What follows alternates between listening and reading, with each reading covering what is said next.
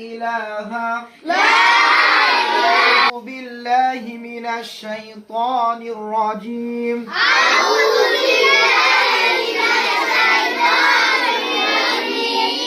বিসমিল্লাহির রহমানির রহিম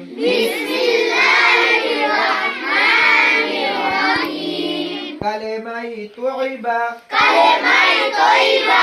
লা ইল্লাল্লাহু মুহাম্মাদুর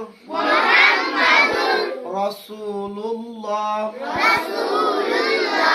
কালেমায়ে তয়্যিবার অর্থ